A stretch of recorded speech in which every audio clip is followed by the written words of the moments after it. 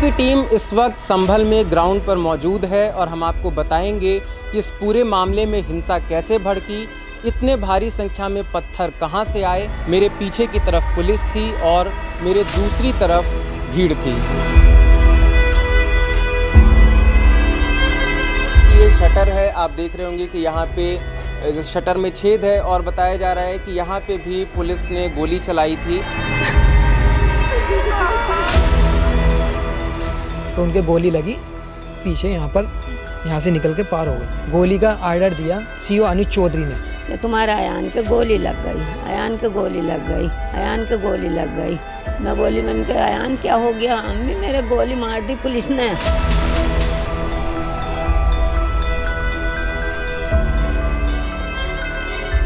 सीने पे लगी गोली, तो मेरा ख्याल वही रखता था, ऊपर अल्लाह था, तले अयान था, अब अल्लाह है। पुलिस का यह कहना है कि पोस्टमार्टम रिपोर्ट में जो चीज़ें सामने आई हैं उससे यह स्पष्ट होता है कि उनकी गोली से किसी भी व्यक्ति की मौत नहीं हुई है। ना मेरे से पूछ के चलाई थी जिन्होंने चलाई है, तो मैं ये नहीं कह सकता कि किसकी गोली से हुई है। अच्छा, वीडियो एक एक बनी हुई है, किसका क्या रोल रहा है। पुलिस का दबाव था सर, रात में ही दफन कर दिया जाए, तो 11:30 बजे तक दफन कर दिया प्रशासन ने। 3 गोली लगी है मेरे लाल के। यहाँ पे जितने भी घर हैं उन घरों के बाहर आपको ऐसे ताले जड़े हुए दिखेंगे। जिस गली में हिंसा हुई थी वहाँ लोग अब भी डरे हुए हैं और वो अपने घर छोड़कर कहीं बाहर जा चुके हैं। हमारी जो कमेटी है वो सब अंदर थे, बाकी ऐसी तो कोई बात नहीं थी। अंदर तो सर्वे हमारा बहुत अच्छा चल रहा था। अभी तो हम भुगत रहे हैं। एक तो कारोबार वैसे ही चौपट चल रहा है और उसके बाद ये भी फिजा जितनी ख़राब हुई है तो और ज़्यादा ख़राब हुआ है।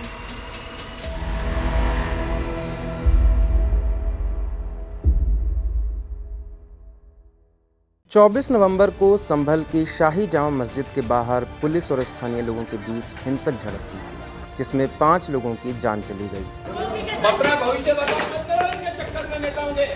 ये विवाद शुरू हुआ एडवोकेट विष्णु शंकर जैन की एक याचिका से, जिन्होंने जनपद न्यायालय संभल में दायर की थी। कुल 8 याचिकाकर्ताओं द्वारा ये दावा किया गया कि संभल की शाही जामा मस्जिद असल में एक मस्जिद नहीं बल्कि भगवान विष्णु के कल्कि अवतार का मंदिर है, जिस पर मुगल शासक बाबर द्वारा सन 1526 में मस्जिद बनवा दी गई, जिसके बाद कोर्ट द्वारा सर्वे के आदेश दिए गए और सर्वे के दौरान हिंसा भड़क गई। लेकिन संभल का विवाद आखिर है क्या और कैसे ये मामला इतना बिगड़ा जिसमें 5 लोगों की जान चली गई और पीड़ित परिवारों का इसे लेकर क्या कहना है, यही जानने के लिए खबरगांव की टीम संभल पहुंची है। हिंसा भड़क गई तो संभल की सड़कें वीरान हो गई और एहतियात के तौर पर प्रशासन द्वारा इंटरनेट सेवाओं को भी बंद कर दिया गया। पूरा शहर छावनी में तब्दील हो गया। जिन गलियों में ग्राहकों की भीड़ लगी रहती थी वहां पुलिस का बंदोबस्त नजर आने लगा।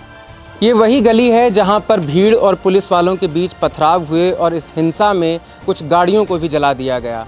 मेरे पीछे की तरफ पुलिस थी और मेरे दूसरी तरफ भीड़ थी। सोशल मीडिया पर जो कुछ वीडियोस वायरल हुए उसमें यह भी देखा गया कि पुलिस वाले भीड़ की तरफ पथराव भी कर रहे हैं और गोलियां भी चला रहे हैं। भले ही नगर निगम ने अब यहां पर सब कुछ साफ कर दिया हो, लेकिन उस हिंसा के निशान यहां अभी भी आपको देखने को मिलेंगे। तो यहाँ पर कुछ मकान बन रहा है, मेरा मकान नहीं बन रहा है, यहाँ पे एक सामने मकान बन रहा है। उन्होंने ईंटें तोड़ के यहीं से पत्थर हाथ में लेके चल पड़े बस। अब तो हाँ, फिर उसके बाद चल पड़े, फिर उसके बाद पता नहीं आगे जाके क्या कंडीशन बनी, हमें पता नहीं। सीओ साहब ने क्या करा, ये कि प्रशासन ने क्या करा, जो हम सामने ना तो हम अपने घरों में, तो हम सब बचा रहे थे। हमने तो रिक्वेस्ट करी लोगों से कि आप लोग बाहर ना जाओ। आप लोग क्यों भैया क्यों बदतमीजी कर रहा हो? परेशानी हम मोहल्ले वालों को आने वाली है, वही हो गया। जबकि सबके साथ जांच होनी चाहिए, जिसमें दोषी पाया जाए उसके साथ कड़ी सजा हो उसके साथ। फिर भी जिसने बदतमीजी करी उसके साथ बस सजा होनी चाहिए। हम इस बात के खबर सब वीडियो हैं, सब बिल्कुल एक वीडियो है, सब खुद देखेंगे आप। वीडियो एक एक बनी हुई है, किसका क्या रोल रहा है इसमें। कुछ ऐसी जगहें भी हैं जहां पे उन गोलियों के निशान भी बताए जा रहे हैं। जैसे कि ये शटर है, आप देख रहे होंगे कि यहाँ पे शटर में छेद है और बताया जा रहा है कि यहाँ पे भी पुलिस ने गोली चलाई थी, जिसके बाद से गोली इसको छेद करते हुए अंदर चली गई। स्थानीय लोगों से बात करने के बाद हम पहुँचे जामा मस्जिद, जो इस पूरे विवाद का केंद्र है। पड़ताल के बाद हमें पता चला ये विवाद आखिर शुरू कैसे हुआ। अच्छा, ऐसा मतलब कहा जा रहा है कि जो वजू का पानी है वो बाहर छोड़ दिया गया था, जिसके बाद लोगों को ये लगा कि शायद अंदर कोई खुदाई चल रही है इस कुछ। तरीके का। अब जैसे अखबार में भी आज यही बात आई है कि वो उसमें वज़ू खाने का पानी उन्होंने निकलवाया, तो उस बात पे किसी को वहाँ ऐसा भ्रम हुआ कि क्या चल रहा है, ये आखिर ये दोबारा सर्वे कार्रवाई क्यों हो रही है, क्या वजह है। तो इस चीज़ से पब्लिक जो धीरे धीरे इकट्ठी होती चली गई।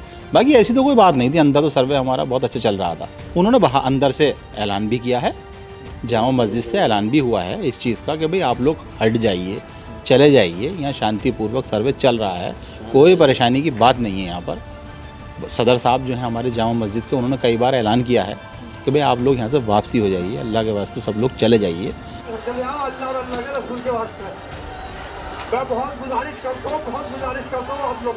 लेकिन मंदिर मस्जिद के इस झगड़े में जिन परिवारों ने अपनों को खोया, उनकी पीड़ा इस विवाद से कहीं ज़्यादा है, जिसे शब्दों में बयान नहीं किया जा सकता। ये है इद्रिसा। अपने बेटे नईम को खोने के बाद इनका मानसिक संतुलन बिगड़ चुका है। वो नईम को ढूंढने के लिए कई बार अपने घर से बाहर निकल जाती है। अल्लाह इंसाफ कर दो, मेरा इंसाफ हो जा मेरे बच्चे का। अरे मेरा लुट गया रे, अरे मेरे बच्चे, इंसाफ कर दो। अरे मैं किसके ऊपर रे, मेरा वही था, मेरा बच्चा उठाने वाला। अब मैया को कौन देखेगा बुढ़ापे में, कहाँ फिरेगी ठोकरे खाती। नईम के भाई तस्लीम दावा करते हैं कि उनकी मौत पुलिस की गोली से हुई थी और पोस्टमार्टम के बाद उन पर रात में ही शव को दफनाने का दबाव डाला गया। पुलिस प्रशासन की गोलियों से मेरे भाई को झन्नी कर दिया पुलिस ने। तो आप बता रहे थे कि भाई से बात भी हुई थी उससे पहले? जी, भाई मेरा जिंदा था, पुलिस को कह के मरा के पुलिस ने मेरे गोली मारी है। सीओ साहब थे उसमें, आगे सीओ साहब की गोली लगी है। जहाँ पोस्टमार्टम होता है वहीं से दबाव डाला गया है कि रात में ही दफन करना है, जल्दी से जो भी करना है जल्दी इंतजाम करा जाए घर पे। तो 11:30 बजे तक दफन करवा दिया प्रशासन ने, बहुत प्रशासन था। नईम मस्जिद के पास में ही अपना एक होटल चलाते थे। उनके 4 छोटे छोटे बच्चे हैं जिनके ऊपर से अब पिता का साया उठ चुका है। बच्चों को पता है कि क्या हुआ है, कैसे समझा बुझा रहे हैं? बच्चों को कुछ नहीं पता, बच्चे बहुत मासूम हैं। बच्चे यही कह रहे हैं पापा कब आएंगे हमारे। हम कैसे दिलासा दिलाएं बच्चों को क्या हो गया। बच्चों से यही कहा जा रहा है दिल्ली गए हैं, आ जाएंगे। जिस हिंसा ने नईम की जान ली, उसकी पड़ताल में घटनाओं का एक क्रम सामने आता है। 19 नवंबर की दोपहर विष्णु शंकर जैन संभल की अदालत में एक याचिका लगाते हैं। इस पर सुनवाई करते हुए सिविल जज सीनियर डिवीज़न आदित्य सिंह 19 नवंबर को ही जामा मस्जिद के सर्वे का आदेश दे देते हैं। सर्वे के दौरान फोटोग्राफी और वीडियोग्राफी कराई जानी थी। इसके लिए नियुक्त किया जाता है एक एडवोकेट कमिश्नर। ये थे रमेश सिंह राघव। रमेश सिंह राघव 19 नवंबर की ही शाम एक शुरुआती सर्वे करते हैं। एडवोकेट कमिश्नर को अपनी रिपोर्ट 29 नवंबर तक अदालत को सौंपनी थी, लेकिन ऐसा हो पाता उससे पहले संभल में तनाव पसर गया, क्योंकि अभी सर्वे का एक और दौर बाकी था। सर्वे 2 बार क्यों हुआ, उस पर संभल के जिला कलेक्टर डॉक्टर राजेंद्र पेसिया ने हिंसा के बाद अपना पक्ष रखा था। एडवोकेट कमिश्नर साहब का ये तीसरा आदेश था, जिसमें उन्होंने कहा, पहला आदेश 19 को किया, फिर 19 को रात को किया कि भविष्य में दोबारा करेंगे, और तीसरा 23 तारीख को किया, जिसमें स्पष्ट लिखा हुआ है कि 24 को सुबह 7 से 11 के बीच सर्वे किया जाएगा। तो इस तरह 24 नवंबर की सुबह पुलिस बंदोबस्त के बीच जामा मस्जिद का सर्वे एक बार फिर शुरू हुआ, और इसी दौरान मस्जिद के इर्द गिर्द गलियों में भीड़ जुटने लगी। ज़्यादातर लोग स्थानीय थे, और इसका पता इस बात से भी चलता है कि मारे गए सारे लोग वही थे जो मस्जिद के पास किसी दुकान में या फिर फेरी का काम करते थे। गोली लगने से 2 नाबालिगों की भी मौत हुई है। इनमें एक अयान भी था। 17 साल का अयान मस्जिद के पास ही एक दुकान में काम करता था। उसकी माँ का रो रो कर बुरा हाल। मेरा ख्याल वही रखता था।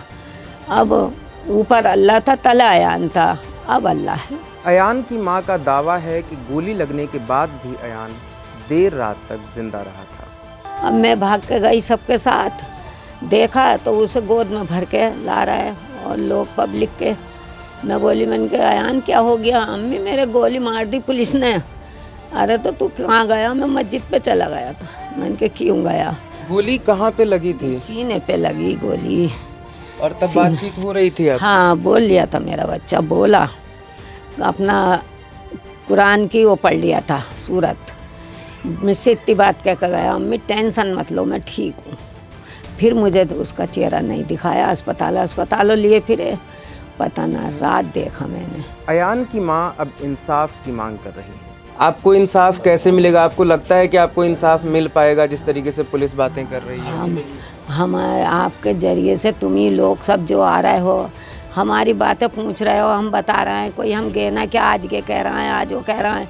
एक ही बात हुई है हमारे साथ, जो हादसा हुआ वही बता रहे हैं। अभी तुम ही लोग सब मिलजुल कर करोगे तो हमें इंसाफ मिलेगा, हमें इंसाफ मिलना चाहिए। अयान का परिवार दावा करता है कि उसे पुलिस की गोली लगी थी, लेकिन पुलिस ऐसा नहीं मानती। हिंसा के बाद मीडिया रिपोर्ट्स में एक वीडियो के आधार पर यह भी दावा कर दिया गया कि अयान भाग दौड़ के दौरान गिर गए थे। गिर गया था, लग गई। गिर गया था भाई। वैसे इस वीडियो के आधार पर यह बता पाना मुश्किल है कि क्या अयान को गोली लगी ही नहीं थी, क्योंकि उनके पेट पर एक बड़ी सी पट्टी लगी है और खून रिश्ता नजर आ रहा है। खैर, हम संभल पर लौटते हैं। दूसरी दफ़ा सर्वे के दौरान लोग इकट्ठा हुए थे, ये बात निर्विवाद है, लेकिन माहौल उग्र कैसे हुआ उस पर स्थानीय लोगों और पुलिस में मतभेद है। मीडिया में वो वीडियो आए हैं जिनमें लोग मुंह पर रुमाल बांधकर पुलिस पर पत्थर चलाते हुए दिख रहे हैं। इस दौरान पुलिस लगातार उन्हें रुकने को कहती है, लेकिन जामा मस्जिद के सदर जफर अली ने एक प्रेस कॉन्फ्रेंस में आरोप लगाया कि पुलिस भीड़ को संभालने में नाकाम रही और जानबूझकर लाठीचार्ज किया, जिसकी वजह से यह हिंसा भड़की। जिस टाइम भीड़ इकट्ठा हो रही थी पानी को देखकर कि वहाँ भ्रम की स्थिति है, खुल रही है, तब उन्होंने उनसे सीओ साहब से ये मालूम करने की कोशिश करी कि आखिर जामा मस्जिद में क्या हो रहा है। तो उन्होंने उन्हें गालियाँ दी और लाठीचार्ज करा दिया और ये भी कहा कि अगर ज़्यादा सवाल जवाब करोगे तो सबको ठोक दूंगा। तो ये मानना कि गोली जो है पुलिस ने नहीं पब्लिक में ही चली है, ये कहना बिल्कुल गलत है पुलिस का, ये कहना बिल्कुल गलत है। पुलिस गोली हमारे सामने चला रही थी, मैं मौके पर मौजूद था। इस प्रेस कॉन्फ्रेंस के तुरंत बाद ही जफर अली को पुलिस ने हिरासत में ले लिया। हालांकि 4 घंटे के बाद फिर छोड़ भी दिया। फिर प्रशासन ने एक काउंटर प्रेस कॉन्फ्रेंस बुलाई। जैसे उन्होंने कहा कि मैंने खुद पुलिस को फायरिंग करते हुए देखा, तो मैं ये पूछना चाहता हूँ जफर साहब से कि क्या वो सर्वे अंदर करवा रहे थे या बाहर फायरिंग देख रहे थे, जबकि वो 10:30 पौने 11 बजे तक तो सर्वे करा रहे थे और जितनी भी ये घटना कारित हुई मुख्य रूप से वो 10 से लेकर के 11 बजे के बीच हुई थी। स्टेटमेंट दे रहे हैं कि अयान की मां से मिलने के बाद हम बिलाल के घर पहुंचे। 20 वर्षीय बिलाल जामा मस्जिद के पास अपनी एक दुकान चलाते थे और जिस दिन सर्वे को लेकर विवाद हुआ उसमें जान गंवाने वाले एक व्यक्ति बिलाल भी थे। उनके भाई उस दिन को याद करते हुए काफ़ी भावुक हो गए। दुकान नहीं, हमारा भाई तो डेली दुकान पे जाता था। हमारी मार्केट में दुकान है यहाँ चक्की का पार्ट के पास। तो जैसे ही पता मिला सवारी चले गए थे माल सेट करने के लिए। उसके बाद पता चली बोले ऐसे ऐसे यहाँ पर भगदड़ मच रही है, लाइट चढ़ गई तो आ रहे थे वापस। उसके बाद गोली मार दी उनकी। बिलाल के भाई सारा आरोप संभल के सीओ अनुज चौधरी पर लगाते हैं और वो इस मामले में पुलिस के खिलाफ जांच की मांग करते हैं। अभी हमने कोई कार्रवाई नहीं करी। अब मीडिया से कहना है कि पुलिस प्रशासन ने जो गोली का आर्डर दिया, समझे, डायरेक्ट गोली चलाने का, वो सीओ अनुज चौधरी ने, पुलिस प्रशासन की गलती है। कुछ नहीं था वहाँ पर, उन्होंने डायरेक्ट लाठी चार्ज करने को गया, फिर उसके बाद पुलिस प्रशासन ने डायरेक्ट गोली का ऑर्डर दे दिया। मेरा भाई वापस आ रहा था, उनके गोली लग गई। पीड़ित परिवारों को अंदेशा है कि उन पर दबाव डालकर शव को इसलिए दफनाने को कहा गया ताकि पोस्टमार्टम रिपोर्ट में पुलिस की गोली से मौत को छुपाया जा सके। कई परिवार ये आरोप लगा रहे हैं कि जल्दी में दफना दिया गया, तो हो सकता है कि पोस्टमार्टम रिपोर्ट में वो चीज़ ही सामने ना आए जो आप बता रहे हैं या और बाकी परिवार के सर यही बात है। खुला वीडियो भी है, आपने भी देखी होंगी। पुलिस प्रशासन ने डायरेक्ट गोली भी चला रही है और डायरेक्ट ये भी कहा है कि गोली चलाओ। देखिए आपने वीडियो नहीं है, वायरल है ना, तो इससे क्या हाजिर वो होता है, आपको बताओ इससे क्या महसूस होता है? गोली चली जी, गोली चलती है। लोग साफ वीडियो में दिखाई जा रही है, गोली चल रही है। सीओ अनुज चौधरी ने डायरेक्ट गोली का आर्डर दिए। वैसे प्रशासन ने अपनी प्रेस कॉन्फ्रेंस में कहा था कि वो पोस्टमार्टम की रिपोर्ट पीड़ितों के परिवारों को दे देंगे, क्योंकि यही प्रक्रिया है। जो लोग जिनकी डेथ हुई है वो 315 बोर या इस अन्य प्रकार के MM के बोर के या बुलेट से हुई है, तब ये बता रहे हैं कि पुलिस वालों के पास कट्टे आ गए हैं। मतलब किसी भी तरीके से कि पुलिस को उसका पार्ट बनाया जाए कंस्पिरेसी का, उसके लिए भरपूर प्रयास इनके द्वारा किए गए हैं। अच्छा, पोस्टमार्टम में भी एक चीज़ क्लियर करना जरूरी है। वैसे पोस्टमार्टम की कॉपी जो है, जो जिनके बच्चे या जिनके लोगों की परिजनों को है, वो उपलब्ध करा दी जाएगी, उसकी जो सत्यापित कॉपी है, जो कि एक लीगल प्रोसीजर है। वैसे एक पीड़ित परिवार ऐसा है जो पीएम रिपोर्ट का इंतज़ार नहीं कर रहा है। हमने अदनान से बात की। अदनान के पिता मोहम्मद रोमान मस्जिद के आसपास के इलाकों में फेरी लगाते थे। उस दिन वो भी मारे गए, लेकिन उनका परिवार गोली की जगह भगदड़ की बात करता है। काम से गए थे अपने, हो गया एक एक्सीडेंट उनके साथ ही। हाँ सर, बस। पिताजी ही पूरा घर चलाते होंगे सर? जी बिल्कुल, वही चलाते थे। लेकिन सारे पीड़ित परिवार इसी साफगोई से बात करने को तैयार नहीं हुए। 24 नवंबर को एक और नाबालिग कैफ की भी मौत हुई थी। स्थानीय लोगों का दावा है कि कैफ को भी गोली लगी थी, लेकिन उनके पिता कैमरे पर कुछ भी बोलने से परहेज करते रहे। हमारे यहाँ बहुत शांति है, हम कुछ नहीं कहना चाह रहे हैं और न कह मैं, बस हम इतना ही कह रहे हैं। आप ये भी तो चाहते होंगे कि इंसाफ मिले, जांच हो? ना हम कुछ ना चाह रहे इस बात, बस हम ये कह रहे हैं, बस हमारा शांति है, बस शांति रहे, बस इतना ही कहना है आपसे हमारा। लेकिन जांच तो सिस्टम करती है, न्यायालय करवाती है। हम कुछ नहीं करवा रहे, हमारा बच्चा जाना था, चला गया। नईम, अयान, बिलाल, रोमान और कैफ, इन 5 लोगों की मौतों ने संभल और देश के सामने मंदिर मस्जिद विवाद से भी बड़ा सवाल खड़ा कर दिया कि इन 5 मौतों की जिम्मेदारी किसकी है। एक रोमान को छोड़ दें तो परिवारों और स्थानीय लोगों ने दावा किया कि बाकी 4 को गोली लगी थी। अब ये गोली थी किसकी और किन परिस्थितियों में चलाई गई? मुरादाबाद कमिश्नर अंजनेय सिंह ने पुलिस की तरफ से सफाई दी। उन्होंने कहा कि पुलिस की तरफ से एक भी गोली नहीं चलाई गई है, वो बंदूकें बस डराने के लिए थी। कई बार ऐसा होता है कि हमें लगता है जैसे एक वीडियो सर्कुलेट हुआ और उसके आधार पर कहा जाने लगा कि गोली मारो, पुलिस कह रही है इसलिए गोली ही मार देगी। एक चीज़ है, लोगों को समझना पड़ेगा कि हम किसी को डराने के लिए कहते हैं। कई बार हम अपने घर के बच्चों को कहते हैं कि देखो ये तुमको ये कर देंगे, इसका मतलब कर नहीं देते। वहाँ चिल्लाया जा रहा था कि सब लोग गोली चलाओ रहे ताकि लोग डर जाए। हमारा उद्देश्य ये नहीं होता, कभी भी प्रशासन का उद्देश्य नहीं रहेगा कि किसी की जान जाए ऐसे में।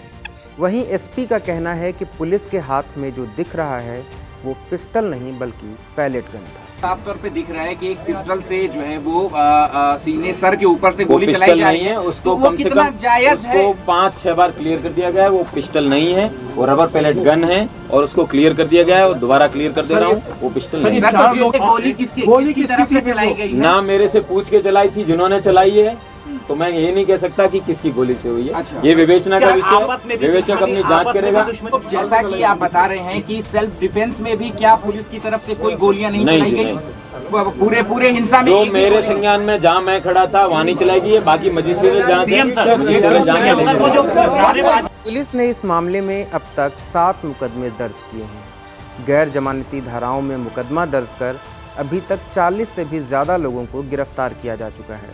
पत्थरबाजी करने वाले दर्जनों लोगों की शिनाख्त की गई है। मीडिया रिपोर्ट्स के मुताबिक अब उन उपद्रवियों की तस्वीरें भी हर चौक चौराहे पर चस्पा की जाएगी। चाकू जो मिला है उसको वो बहुत ही ख़तरनाक है। वो जनरली भीड़ के अंदर अगर इस्तेमाल हो तो बहुत घातक हो सकता है। जो भी हमें अवैध हथियार मिले हैं या मिल रहे हैं उनकी रिकवरी की जा रही है। मैंने जैसा कहा कि साक्ष्य संकलन किया जा रहा है।